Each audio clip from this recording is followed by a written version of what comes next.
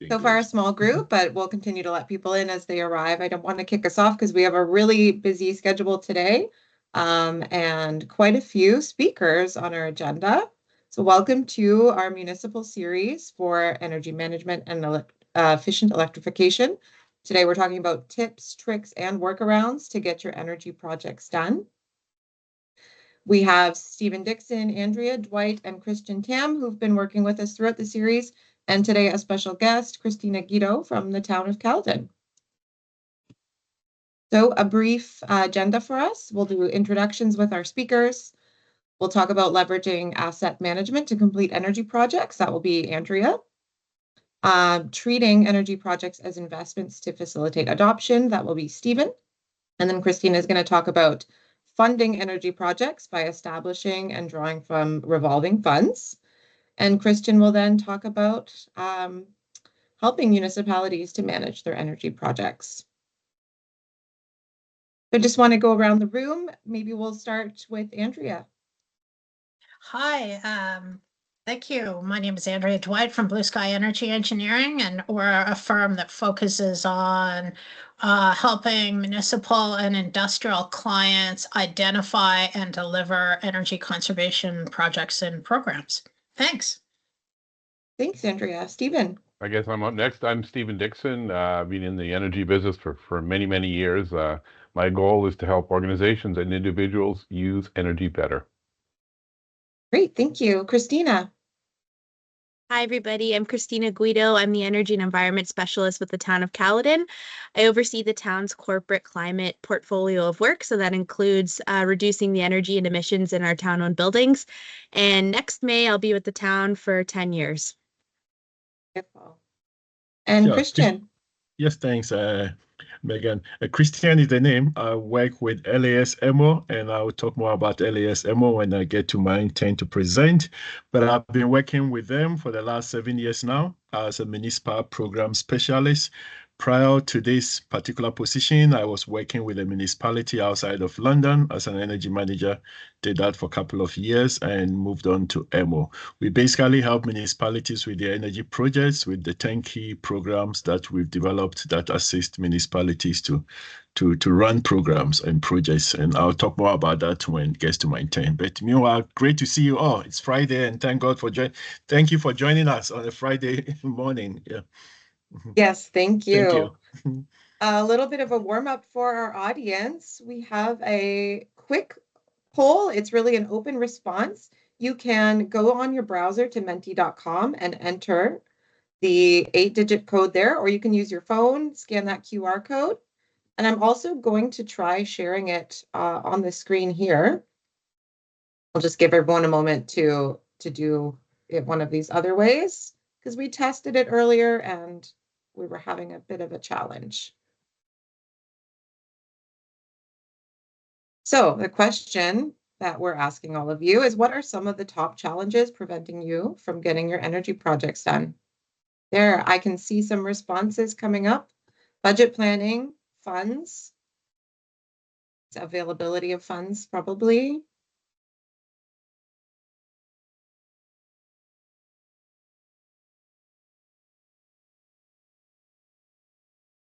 Staffing, manpower, okay? Priorities.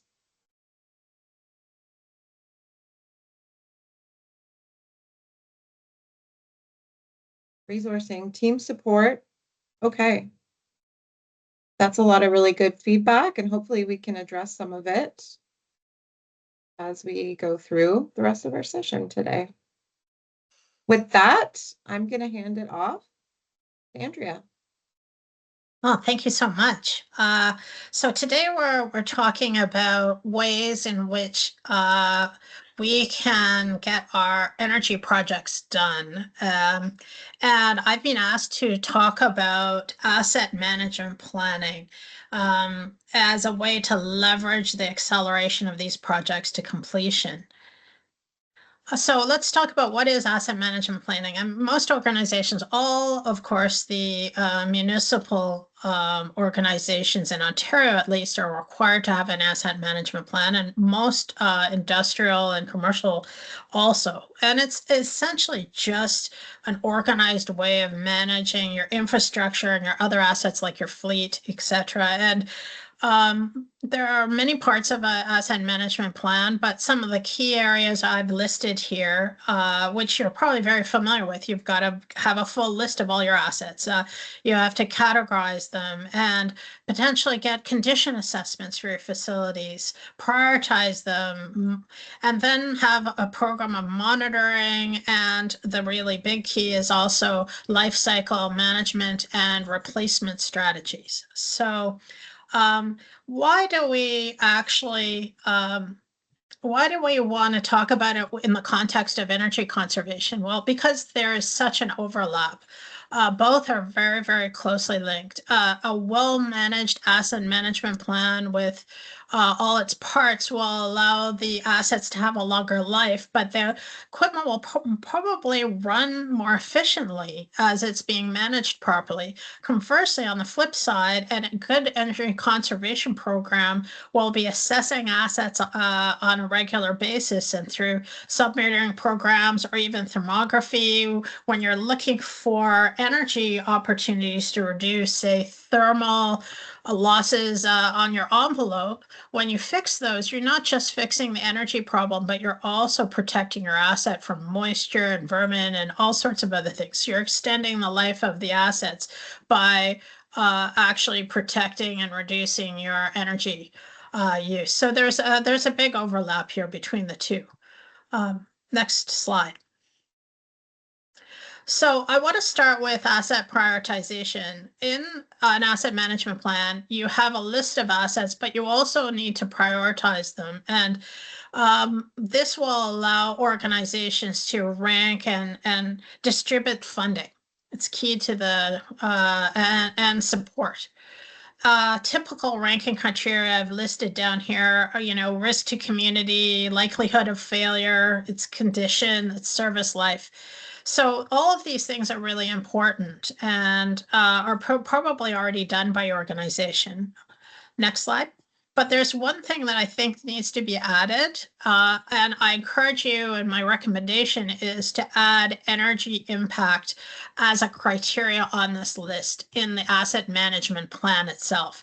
So what does that mean? It means that any assets that, my suggestion is, for example, a high priority energy impact would be an asset that uses over, say, 10% of the total facility energy consumption, like a turbo blower in the picture at a wastewater treatment plant, or perhaps all of the assets that currently use fossil fuels, because if your objective is to reduce greenhouse gases, fossil fuels are a big piece of that puzzle. Why is this important? Because this criteria will help some of your projects bubble to the top when there's limited funding and there are decisions made on which projects need to get done and which ones don't. So, for instance, even if you had a whole bunch of domestic hot water heaters that had to be replaced, and half of them were electric and half of them were natural gas fired domestic hot water heaters, and you only had limited funding, then it would allow you to focus on those fossil fuel reductions and get and fuel switch to electricity. And those projects would bubble to the top with this prioritization method. Okay, next slide.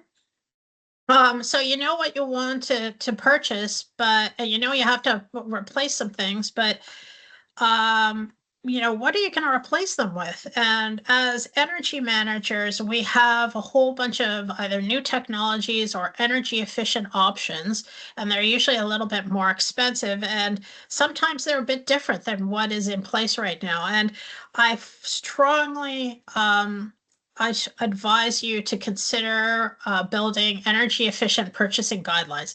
Keep them simple so that they're easy to update, and pre-approve them through your leadership or team or your council.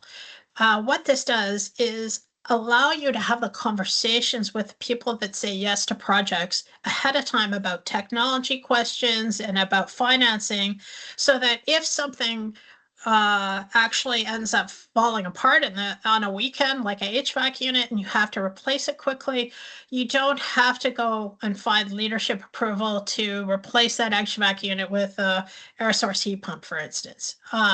They've already agreed to it. So, and the other thing, working with smaller municipalities, sometimes this looks overwhelming, but there are often examples that you can find already completed that you can use as a baseline, and you don't have to do all of it. Just pick one section at a time per year, and that will significantly improve your opportunities.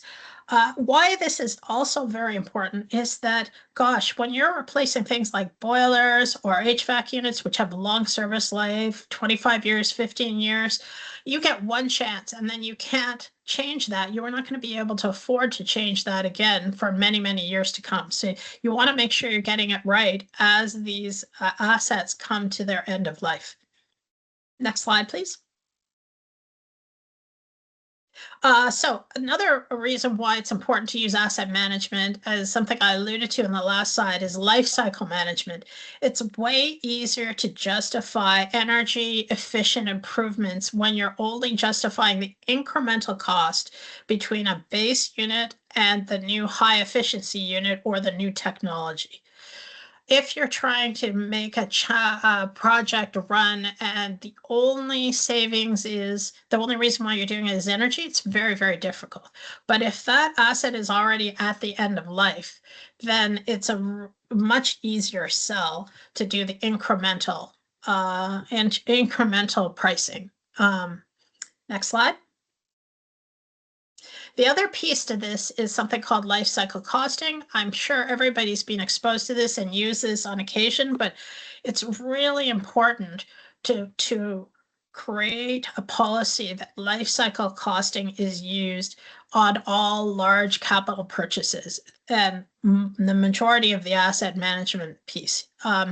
What is it? It's really not, it's using more than just the initial cost of the replacement. It's looking at the cost of operating the equipment through its life right to the end. And so that could be labor costs, maintenance costs, but a big piece of that is energy costs. And when you're doing energy projects, that savings has to be factored into the net present value. So let's do an example. Next slide. So again, talking about rooftop units and air source heat pumps. This is information from a client of mine that I spoke to about a month ago in southwestern Ontario, and he was having to replace rooftop units in a community room on an arena.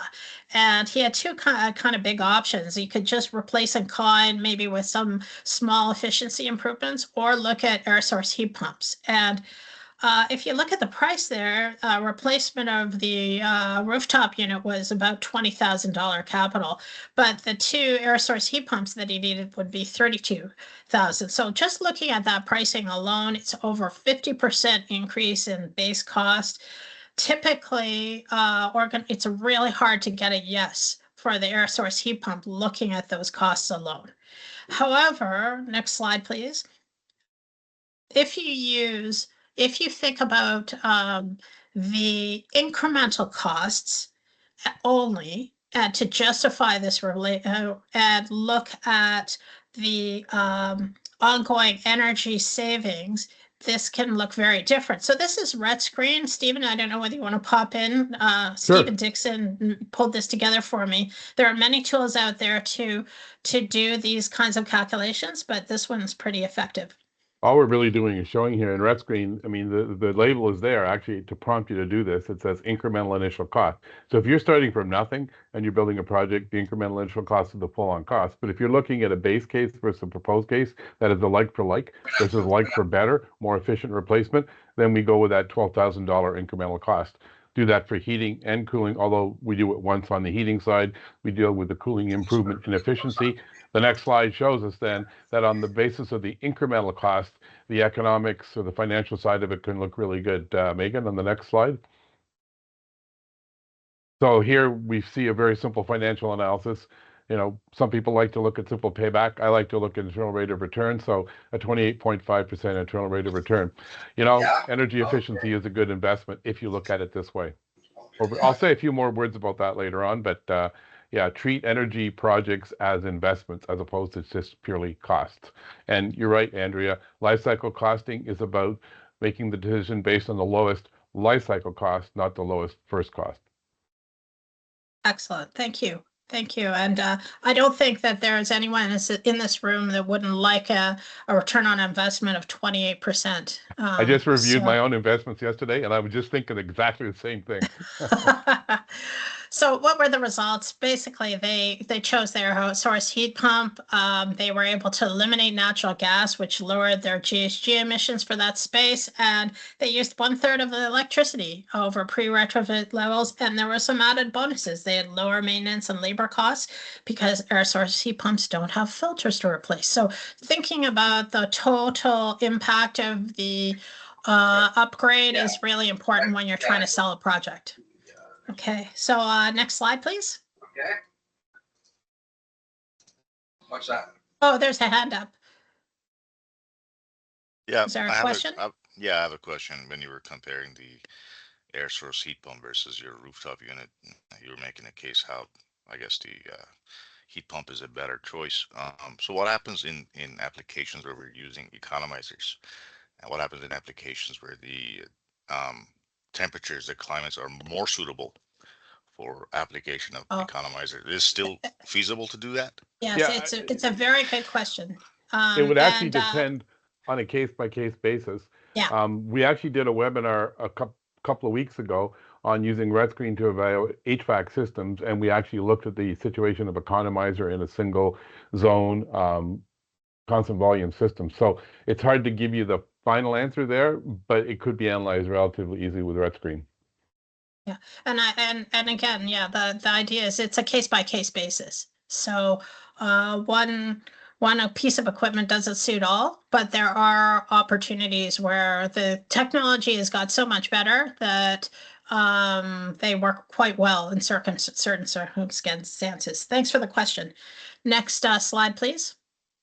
So very quickly, I'm just going to run through some things that I'm sure many of you have seen before, but just to remind you that, when you're getting your projects done, group your projects together for approval. Often the installation or the purchase cost can be dropped. There's efficiencies. For example, when you've got an electrician in to do your lighting fixtures and your occupancy sensors, if you can do the space thermostats at the same time, you don't have that labor cost. It's very efficient. But it also helps you improve the financials. If you have a good project and a great project and you combine them, often the combined project will get both over the finish line. This bottom point is really important. Try to figure out how help your boss or management say yes to your project. So figure out what are the goals, objectives, or targets. They're not always financial, that your organization is trying to achieve, and try and figure out how your particular project fits into those and use that language, because that'll help your boss say yes immediately, or if he or she has to move it up the ladder, they have the language you've given them to get the yes from their senior management group. Next slide. This is another piece that when you're pitching projects, track savings from your energy conservation projects. We all want to take the win. Of course, when you've actually delivered the project, you want to share that with your organization, but create an ongoing list of your energy project savings. So you have a 2 or 3 or 4 years of energy projects, list them out with their savings. And it's really great to go over that with your management team before you pitch your next project. It gains credibility, reminds them of the good work you've done or the organization's done, and it helps them come to a yes. And of course, always check for energy incentive funding. It changes year to year. Sometimes your program or project doesn't fit within a program one year, but the next year it does. So you'll have to refresh that every year to make sure that you are taking advantage of as many funding opportunities as you can. The quick Next call slide. out to Christina here, because she does a really good job of tracking all her energy projects and all her buildings. Maybe you can relate to that later, Christina, but you definitely do that. And it helps to get more money for more projects, I'm sure. Yeah, I can touch on that later. Okay, so just the last couple of items. Do not underestimate the power of involving your organization or training your staff, communicating with them on your new technologies or things you're trying to do.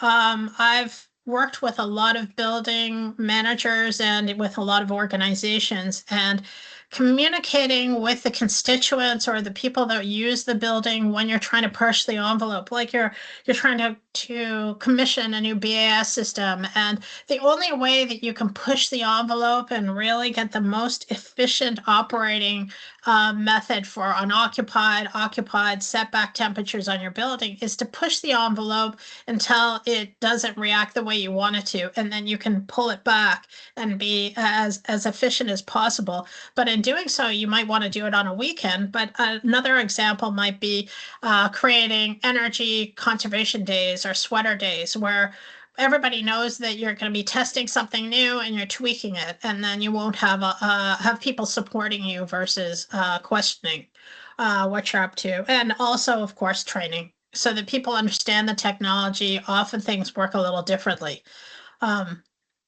Great. And I think that's it for me. I just want to go over the takeaways.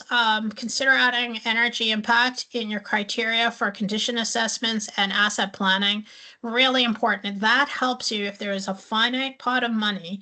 You want your projects to bubble up to the top. And the only way they do that is if you have some sort of skin in the game. Write those energy efficient guidelines, simplify them for large capital purchases.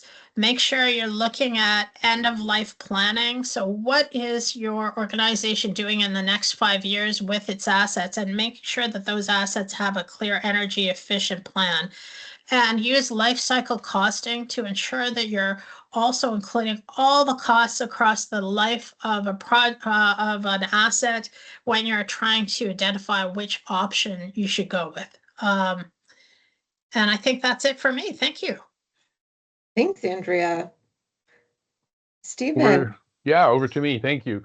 So on the next slide is a very basic spreadsheet. I know I talk a lot about RedScreen, but I also advocate the use of this basic spreadsheet for doing financial analysis. Here we can take a project which has a certain amount of savings or cost avoidances, a capital cost. We can take into account inflation. We can take into account the discount rate, that is the future value versus the present value of money. And we can do a robust financial analysis where we take a project that has, say, a 2-year simple payback, which maybe sounds kind of boring. I mean, some people might go for it, but you can say with confidence that that would be a 55% return on investment. If we look at it from the point of view of internal rate of return, or even a very conservative internal rate of return, what we call the modified internal rate of return, would be 25%. Or the other way to look at it is if you wait 10 years, this project will give you back 3.7 times as much money as you put in. So that's what we call the savings to investment ratio. And don't underestimate the value of that graph. I've seen that cash flow graph cause people to make decisions on the spot because they didn't realize how much positive cash flow are available from a good energy project. And that's actually what Christina will talk about is using the revolving fund and the money coming back from these projects to leverage even further. On the next slide, I take and I sort of expose the spreadsheet for use in lifecycle costing. So this is the tool that actually I developed, and then Christian and I worked on. We've used it in some procurement workshops with LAS, and basically it allows us to look up to a 30-year time horizon and compare a number of different projects. In this case, 2 projects over a 30-year time horizon. We can factor in the carbon tax, the maintenance, the other things. When you get the spreadsheet, and I think this will be made available to everybody online. It's also on the Save on Energy website. You can insert lines pretty simply into the spreadsheet, and then you can basically build out other classes of costs over the life of the project you take into account. So it becomes a very robust analysis for, as we see on the next slide, things like low carbon or deep carbon retrofits. This says first of life cycling costing of 3 options, is actually 2. So looking at a nominal building construction using OBC 2017 SB10 versus the net zero building, even though that first building has a lower first cost, the lower life cycle cost is achieved over that 30-year life. And you can also use this to look at when your project financials cross over as well. So very powerful. Treat energy efficiency as investments, analyze them properly. Don't, if you can avoid using simple payback, you can put it in there, but don't make the decision on simple payback because it loses sight of that future. And the last thing here, Andrew, you talked about on the idea of speaking the language of your decision makers, right? So when you're making that business case, think about who the people are that are going to be questioning your project, the operational folks, the financial folks, and the strategic folks, right? Making sure you can head off the questions. And the best way to do that, I find, is with one of our participants here today actually used this, Juan, who's up there. He used the one-page proposal to justify an energy project, and he got a very quick approval for the project. And it's a very simple, it's almost like an article, right, where you've got a title that says, "Let's clear the air, addressing ventilation fume control at the University of Yorktown." So it's a very compelling read, and it does exactly what Andrea says. It uses the language, and it focuses what's important to your decision makers as opposed to just energy, which may not be as important to them as it is to you. There's a book. I didn't write it. It's great guidance. Back to you. I think we're over to Christina now. Thanks, Stephen. Yes, Christina, welcome. Thank you. You can go to the next slide. So I'll just start off with our goals and our targets and what we're working towards. So our corporate climate action plan, also known as our corporate greenhouse gas reduction framework, it's a mouthful, looking to change that for the update. So that's essentially acts as our 5-year CDM plan. So it's underway for an update. We're a bit late. I was on leave, so we'll have that updated by Q2 of next year. But the targets we are working towards in this plan is a 24% reduction of our corporate emissions below 2017 levels by 2024. And then for our buildings, a 15% reduction below 2017 levels by 2024. So you can go to the next slide. So one of the ways that we fund the energy retrofits that we do in our buildings is through our internal corporate energy revolving fund. So this has been in place since 2015. My predecessor in my role, Caitlin Tozer, was the one who established this. So essentially, it's a funding mechanism outside of the normal tax base. And the base funding for this revolving fund is through our 3 solar microfit sites. So that generates about $25,000 annually in revenue from that electricity consumption. And the way it works, why we call it revolving, so we have our base. Then we work with our corporate energy team to make the business case for these projects. We implement the energy retrofits. And then through the simple payback, we divert the savings from their utility operating budget lines back into the revolving fund. And once those are repaid, 25% of those savings are then diverted back into the revolving fund. We also we have one of the members of my team is very active in applying for energy incentives, as mentioned, and that also feeds back into our fund. So it's been very successful here. Since 2015, we've been able to implement 23 unique projects. We've dispersed over $730,000 into our facilities doing those retrofits. Anticipated savings of 1.7 million equivalent kilowatt hours. I should put an asterisk with the $62,000 of incentives received. That's just on these revolving fund projects, but we apply for incentive for energy retrofits across the corporation, so that number is actually much higher. And through this, we've been able to divert 150 tons of carbon. So you can go to the next slide. These are the financial parameters of the fund. This was established in 2015, so next year I am looking to do an update to this.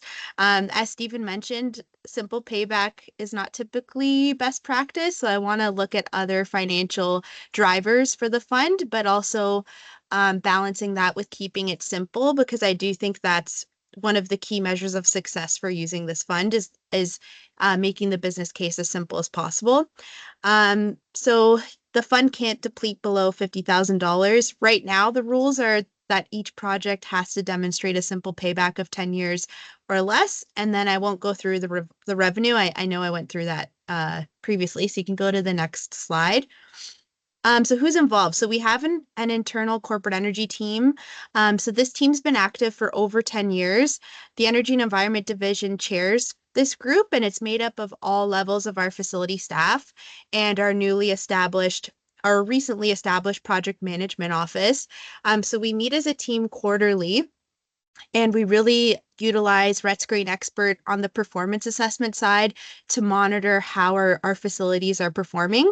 And we check in with that on a quarterly basis. And through those discussions, that's often where we uncover opportunities for energy retrofits that we look to fund through that internal revolving fund. Okay, I think you can go to the next slide.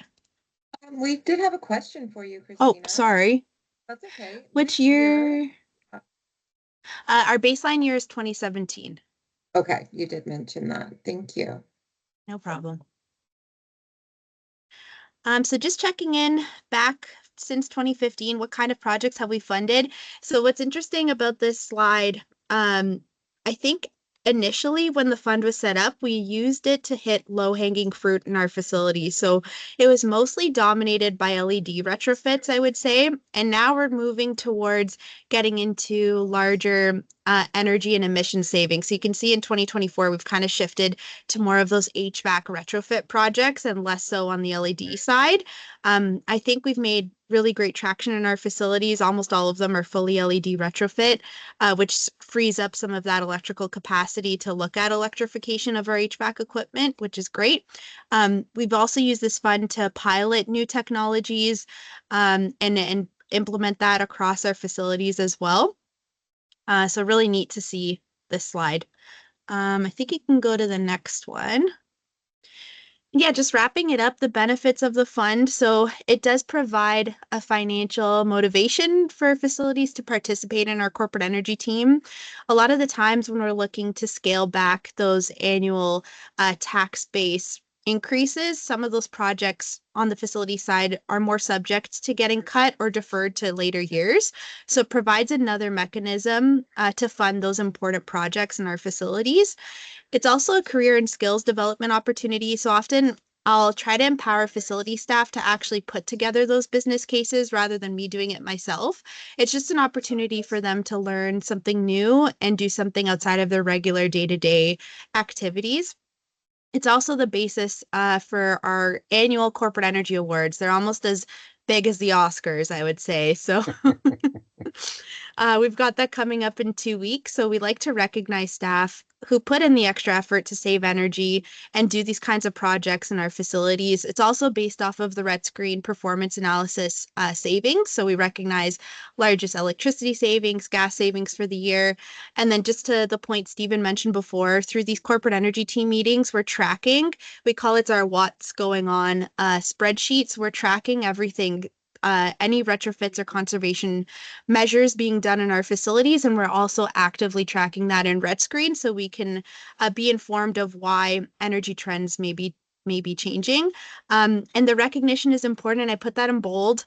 I find it just helps to keep that motivation on the team. We've been running strong for 10 years. I would say if I left the organization tomorrow, like the corporate energy team is still going to thrive. They're still going to do energy retrofits. We've built it in the base of the corporation now. So I'm really proud to say that. And then it also gives a good opportunity to quickly inform in a snapshot to council and senior leadership of all the important work that we're doing.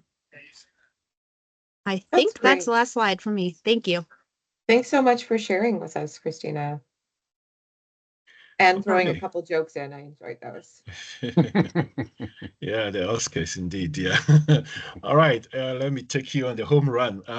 LAS end-to-end solutions. And what do we do when we say end-to-end solutions? What exactly are we referring to? LAS, by acronym, if you are in Ontario or if you are participating and you're in Ontario, we are a municipal association. We fall under the Association of Municipalities of Ontario, and we've been mandated by the association, which is our mother body, to develop programs and services for municipalities. three reasons for doing that: to help them reduce costs, to save money, and to build capacity. And as a result of these programs, we've got certain programs that focus on energy efficiency, and making sure municipalities are doing it right, purely turnkey. And that's what I'm going to share with you. Next slide, please. I'm going to share with you a story of a municipality. For the sake of anonymity, I will say Township of Unity, that participated in one of these programs. They were struggling. I've been working with LAS for the last 7 years. I think I said that earlier. And in my interaction with municipalities, I have heard some of the challenges, the obstacles that the Mentimeter brought forth. Funding was one of them. I hear that over and over. Staffing is a big one, and budget planning, team support. I'm not surprised. This particular municipality we did a project with had the same issue. Capacity constraints was one of their biggest, and that is typical for a small to medium-sized municipalities. And I say that from experience because I've worked for a small-sized municipality before, and as one staff, you end up you wear so many other hats. So capacity is always an issue in terms of energy projects, procurements and approval. Municipalities have got very strict procurement laws and policies that they are supposed to adhere to. So the sky may be falling, but according to their policies, they can't do anything unless a 4 month of RFP is done to identify a service provider. And in this story, I'll share with you how we use some of our programs to avert that and got the projects done and avert a potential disaster that could have happened. Then there are competing priorities. Energy is great, and energy is cost savings. If you manage energy, you can manage your cost, and you see the effect on your the bottom line of the organization. But most directors, managers, CEOs, they don't see it that way. I've been in this game for a decade now, and they really don't see it that way. You take energy project to council as an energy, per person, you are so passionate about it, and they will bust your bubble because for them that's not a priority to them. So there are competing priorities. And how did we get around competing priorities with this particular municipality when we did this project with them? So I'm going to tell you a story of what we did in terms of this project. Next slide, please. So this municipality had about 5 arenas, and four of the arenas had pools that were in them. One of the pool, which is the main pool in the community, operates 24/7, 365 days a year, non-stop, 16 hours a day, 7 days a week, and on and on and on. And as a result of municipal policy of, I would say 95% of municipalities in Ontario have this policy that when they do an RFP, and Stephen alluded to that, the lowest cost or the lowest price gets the job. The lowest price may not always be necessarily the best or the efficient price, but that is the policy, and municipalities adhere to that.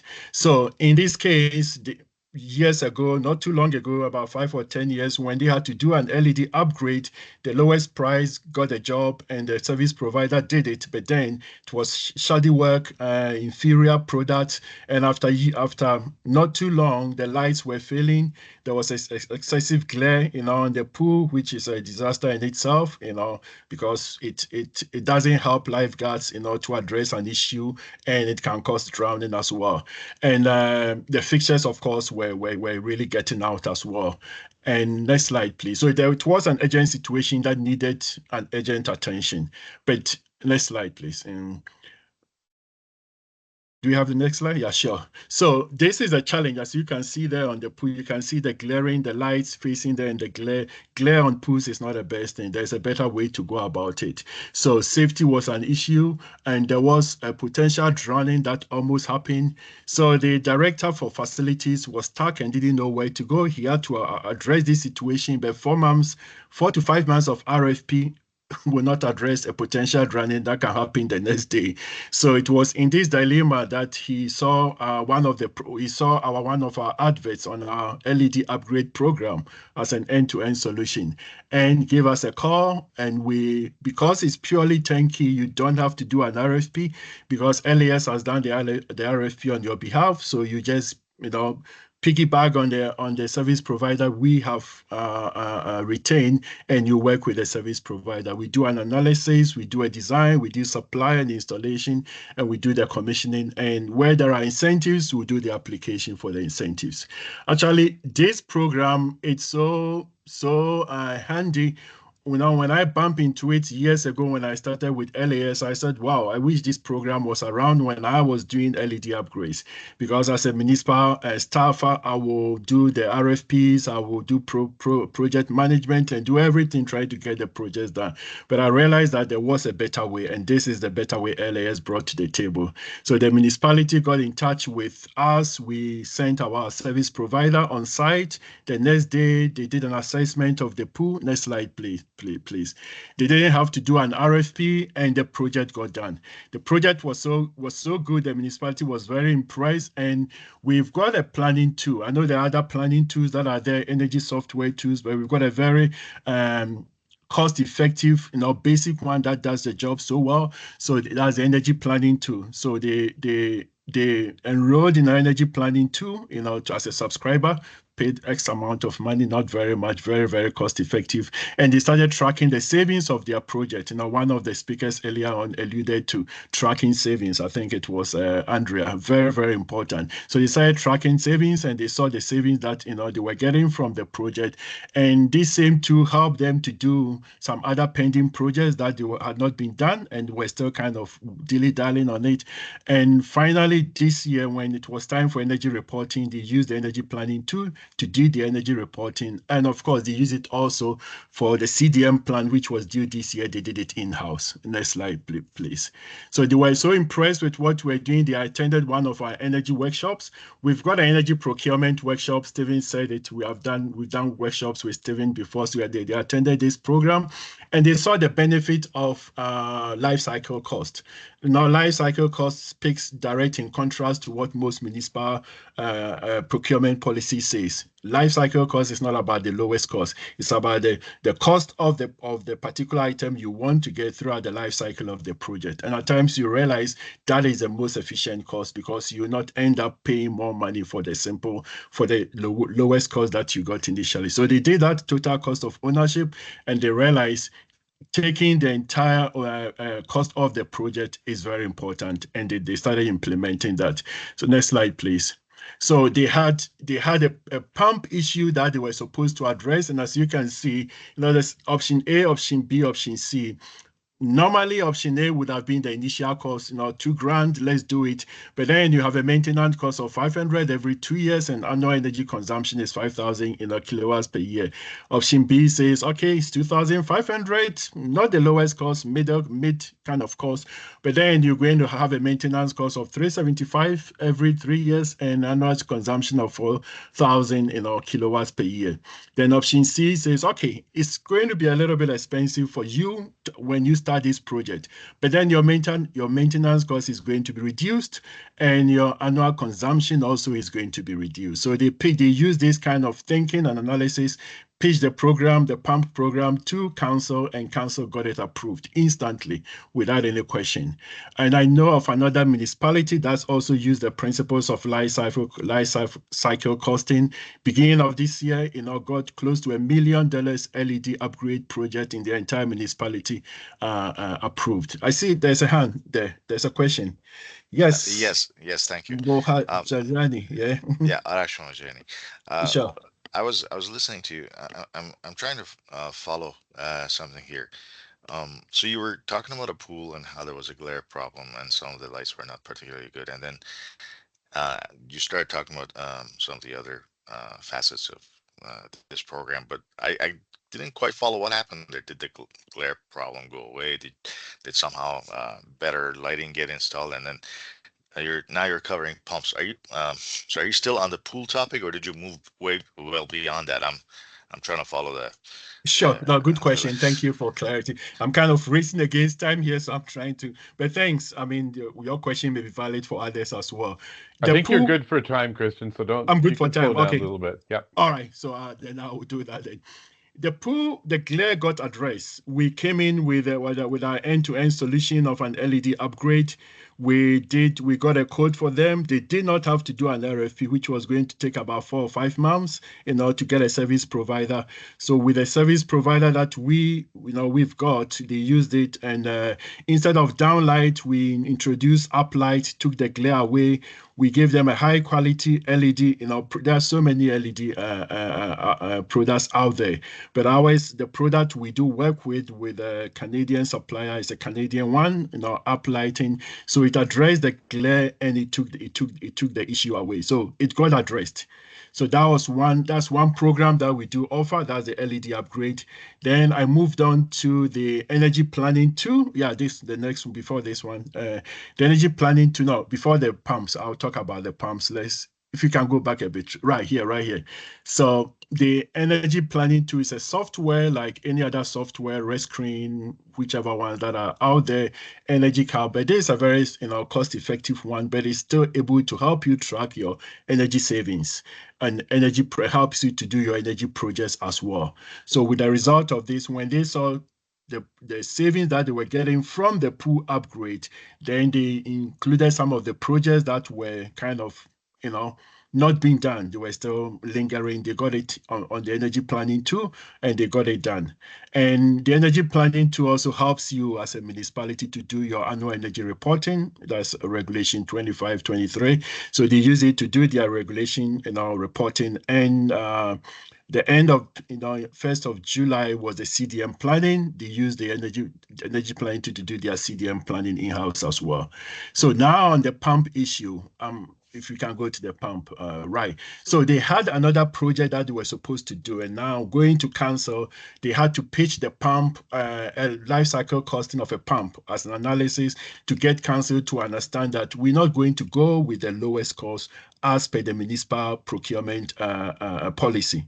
We're going to go with the option C. Of course, it's not 3,000 grand. That's just an analysis. But with the 3,000 grand, we are looking at a 250 energy cost every 4 years, and annual consumption is reduced. So the life cycle of option C is better than option A, which is the lowest cost. So it's directly opposite to what council requires, but council approved it because they saw the financial sense in this. Am I clear? Yeah, and I have a follow-up question now.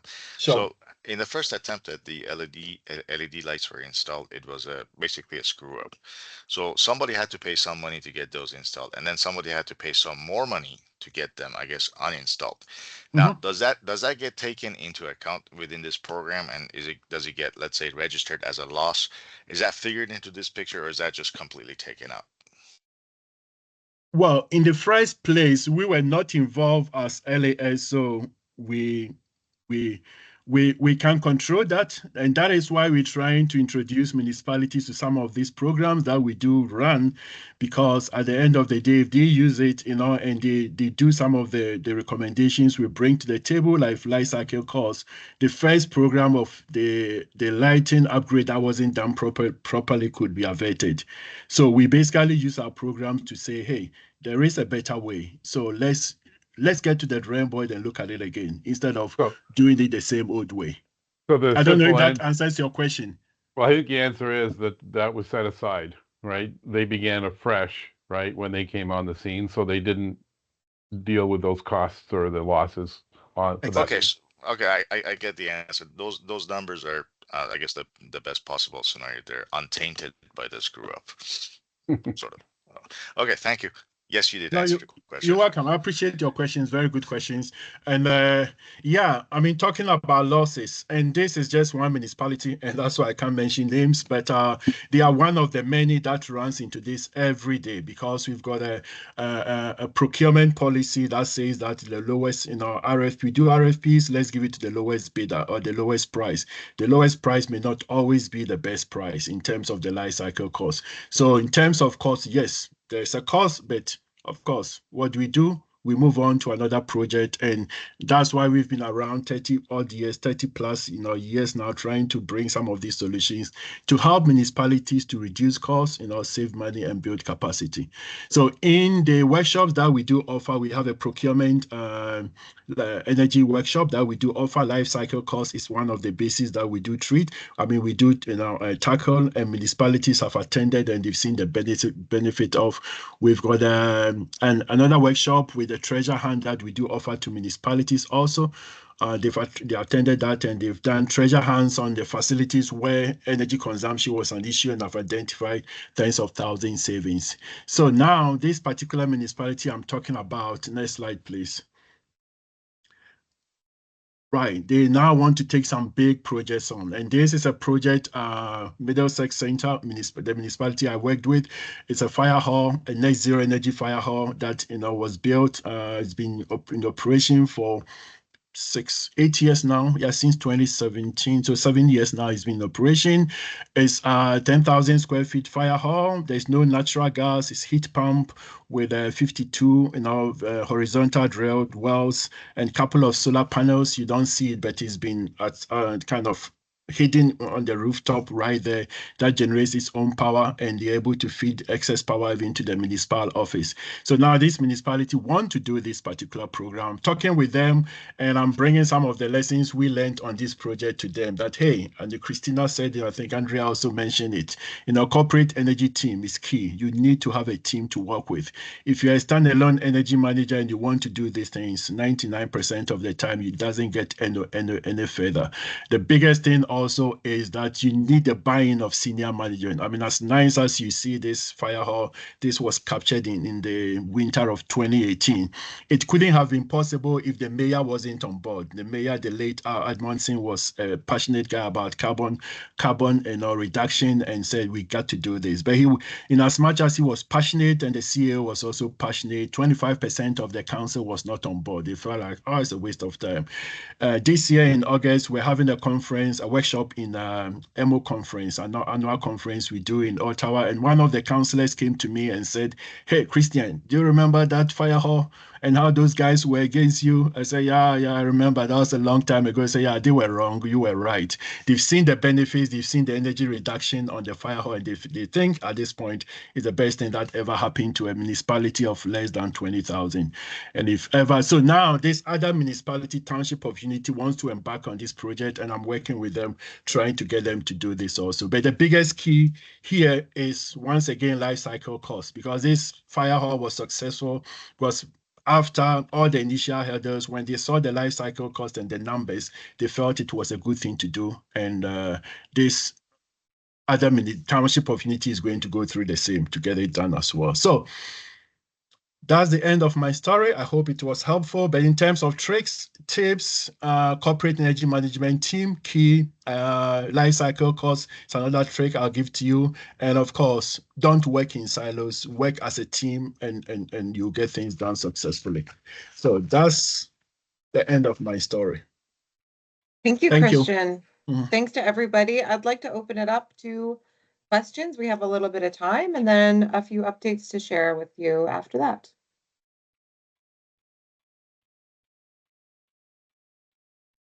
Yes. Hey. Okay, my third question. Somebody had 150 tons of carbon reduction savings or something Christina. like that. Yep. Okay, great. That number in your world, is that based on the byproducts of combustion, such as CO2 or like including carbon monoxide, or what is that when you say 150 tons of carbon? Can you elaborate on what that really means? Sure, yeah. So it's our calculation based off of the electricity and natural gas avoided from those projects, essentially. So we're using the Ontario emissions factors to estimate that number based off that electricity and gas avoided. That's about 0.025 kilograms per kilowatt hour for electricity, roughly. I mean, it changes yearly, and about 1.86 kilograms per cubic meter of natural gas CO2 equivalent. Stephen. Those are available on the NRCan website as well. Is that what you were using, Christina? Yeah. Yep, we use those numbers. Great, thank you. Yeah, thanks. Any other questions? Yes, Juan. Juan. Yep, I have one question. When you're doing the asset management planning and you're considering the energy impact, how would you present that, or how would you measure that? Just as a simple column with kilowatt hours for the life of the equipment, or would you like go to some other indications? Andrea, you're on mute, but I do think you're the right one to answer that one. There we go. Sorry about that. Yes, that's a very good question.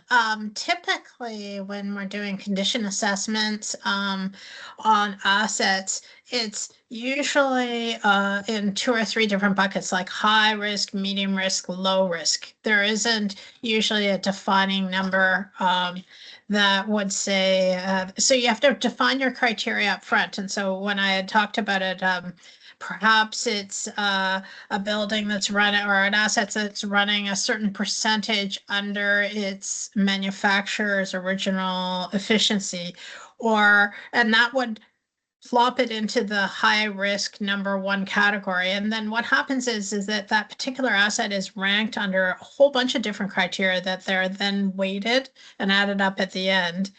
And so the energy impact is just one of probably 4 or 5 different criteria that asset is going to be looking at. So as I said, I recommend doing something like perhaps highlighting those assets that use the highest percentage of energy in a building. So I'm labeled over 10%, but you might want to say over 5%. Or over 2 or whatever might be a criteria for selecting that as a high risk. And obviously, if carbon is a goal of the organization, then a criteria which would pertain to the carbon contributions as well, I think would make sense.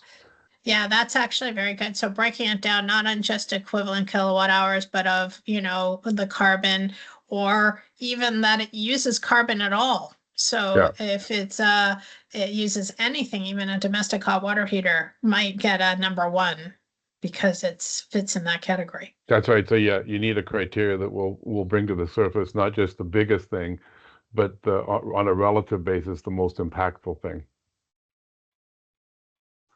Great. Okay. Thanks, everybody, for your engagement.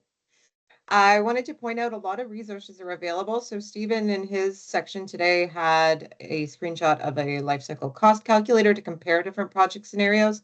I put a link in the chat to Save on Energy's training and support webpage. You can find that calculator there, in addition to a lot of webinar recordings on a lot of different topics. We also have fact sheets. There are some M&V templates in the event that you have to do some M&V for some of your projects, maybe for incentives that you've applied for. And we've got some practical guides available. We have coaching sessions available virtually by phone, video, or even email. All right, I'm just gonna mute. And if you wanted to reach out to us, I'm also going to put our email address into the chat. We would love to hear any feedback that you had on today's session too. Please don't hesitate to reach out at any time if you just want to share your thoughts, or if you'd like to get some coaching with one of our experts. So why this? Okay, I'm just going to leave this up for a minute. If anybody wanted to note down the email addresses of our presenters today, excluding Christina because she was here as a special guest. Yes, I see another hand up. Yeah. Do you mind if we drop your names for like I don't know, educational credits or hours that are required for some of these programs like CEM or the Peak Knowledge Program? So sometimes they ask for names of. Go ahead. Yeah, I'm happy you asked that question. We're actually planning on introducing next year attendance certificates so that people can start counting their time spent in these sessions toward the CEUs they need for their credentials.